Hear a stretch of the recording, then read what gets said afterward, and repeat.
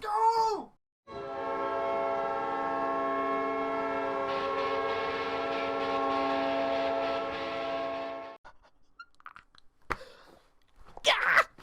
What's happening? 2-0! Up 2-0! I guess I need to just trash talk this team and say they'll never win a series in their life. Ever. As I almost knock over my bottle of Sailor Jerry. Because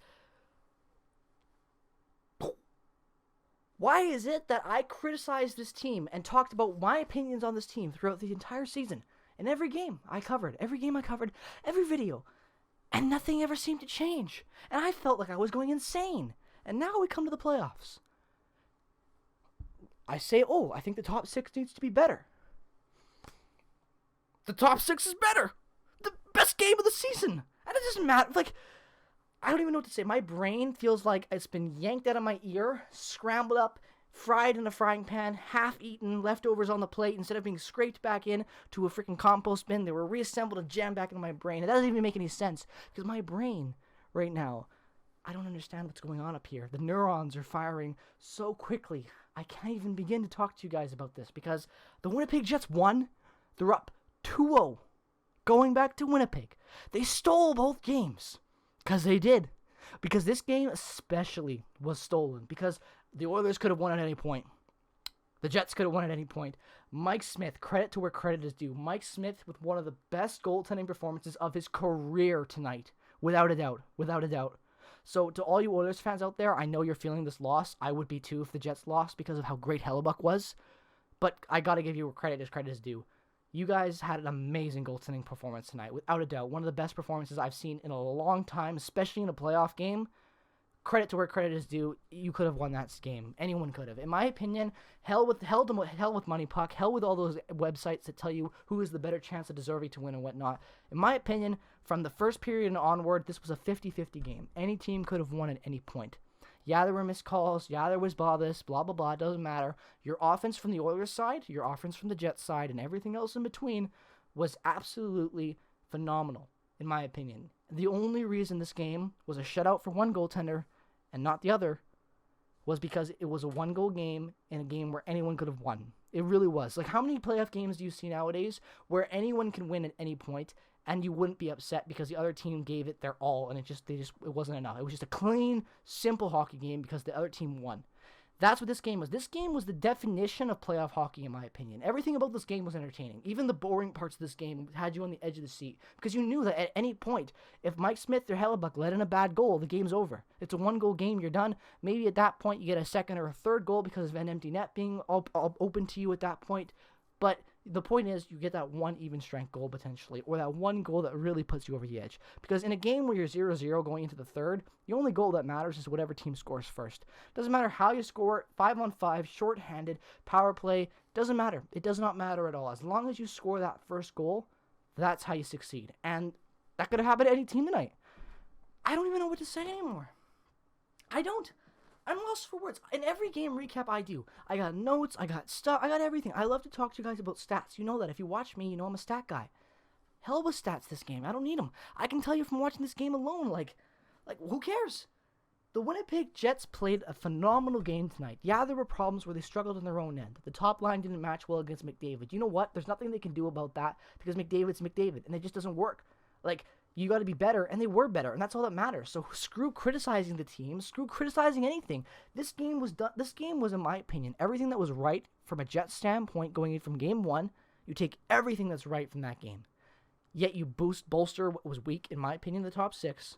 You get a much better game from your top 6, much more dangerous, dynamic team. And I know Pierre-Luc Dubois being injected into that second line is a huge get. Even though he wasn't, an amazing forward tonight, he was very serviceable, very reliable, and I really liked him at times where he would get hot.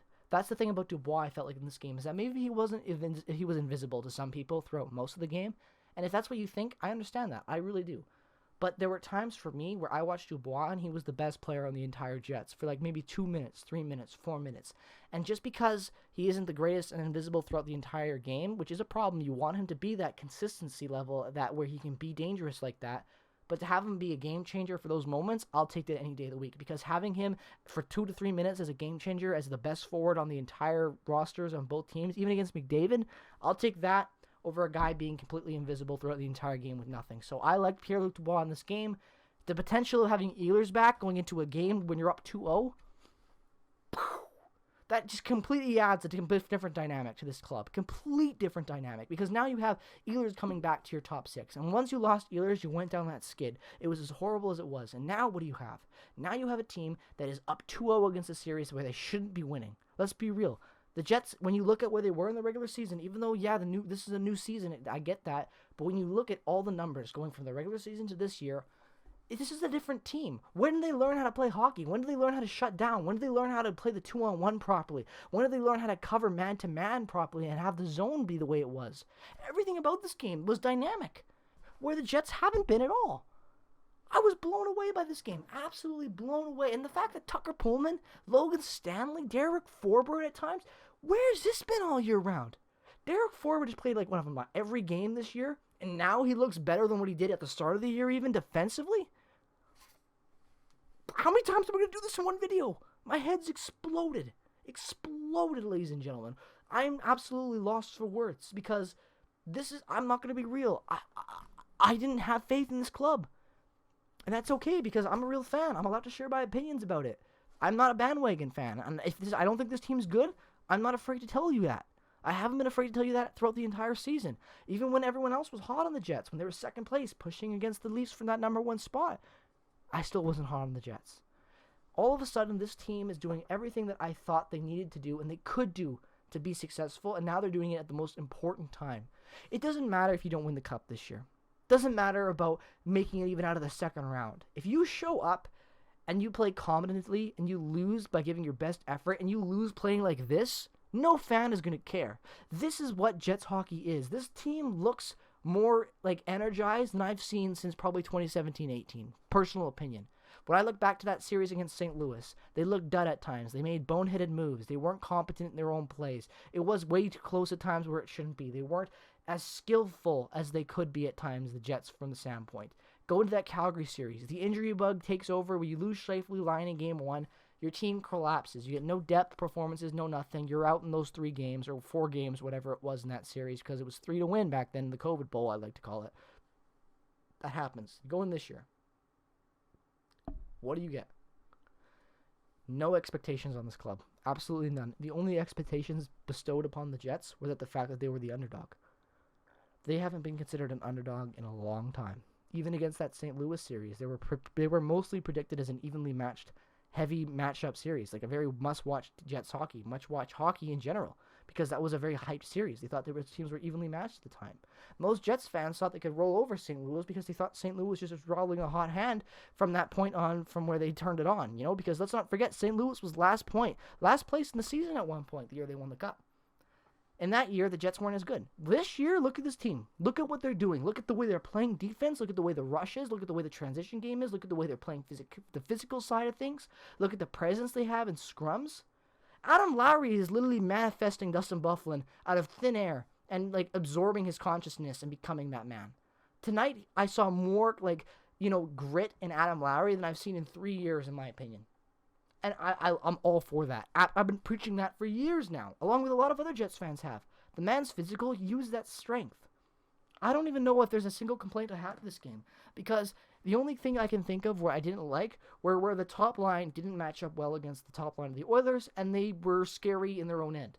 But you know what? That's going to be every game. That's just not going to be a good matchup, in my opinion, based off speed and how the first line of the Jets matches up and their style of play compared to the Oilers and what the Oilers do to thrive and what the Jets do to thrive. It's a perfect, it's a perfect chaos, as I like to call it. If you're the Oilers against the Jets, it's perfect chaos because the Jets are going to do what they do and think they succeed, yet they're not because the Oilers are going to be better than them on that top line when it comes to just possession and maintaining the puck, especially in the defensive end if you're the Jets in that top line. So the Jets this game, all they did that was wrong was that, in my opinion, the top line not being matched up well defensively, but sometimes you can't control that, even if you're really on ball with your pairings. Team moving forward to have long, success throughout the whole playoffs, to be successful in the long term, you got to play like you did tonight. Because you might be thinking, if you're an Oilers fan, Hellebuyck won you this game. And to an extent, he did. But you would be saying the exact same thing if the Oilers won in OT as well. Smith won you the game. It goes both ways in this situation. You can't put the loss on Smith. You can't put the win necessarily on Hellebuyck, even though you can and you can't. It's a weird balance you get in these 1-0 games where it's an overtime especially too, right? And I think the Oilers did a great job. And we're not out of the woods just yet. The more I'm not guaranteeing a series win. That's not what I'm saying. And I'm hyped and I want that, but I'm not guaranteeing anything because it's hockey, it's sports. Anything can happen. But in a world where you're expected to go out in 5 to 4 games and you win the first 2, I'll take that situation any day of the week, anytime, any place. Name it, and I will go and I'll take that bet. I'll take those odds because right now the Jets are cruising. Right now they have a 2-0 lead. Doesn't matter how. Doesn't matter if they deserve it or not. They have it. Going to Winnipeg up 2-0. It's a completely new series. It's a completely new identity for this club. This is a scary situation for the North Division, in my opinion. It really is. If the Jets come out of this the way they're playing against the Oilers, how does that look if you're the Leafs and you get past the Habs? How does it look if you're the Habs and you pull off the upset against the Leafs? There's so much potential now in the North moving forward to the next round out of the Habs series and where we are currently with the Jets series that I'm just very excited for North Division hockey, baby. Let me know all your thoughts down in the comment section below. As always, if you're a fan of hockey, regardless of the team you root for, definitely consider dropping a subscription, as it really does help this channel grow, and we are so close to pushing that 1 subscriber mark. If you guys could consider dropping a subscription, it really does help this channel grow, and any support is greatly appreciated as always. Make sure to follow all my socials down in the description below as always. Turn on notifications if you haven't as well, because that is just a free thing that helps you stay in the loop with all the videos that I post and all the content that comes out on this channel, whether it be a live stream or just a regular scheduled video. With all that being said, peace, love, and positivity as always, ladies and gentlemen, to wherever you are in this world, and I will see you guys in the next video. Go Jets, go!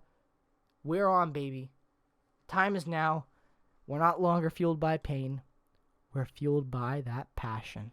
Go Jets, go, baby. I'll see you in the next one.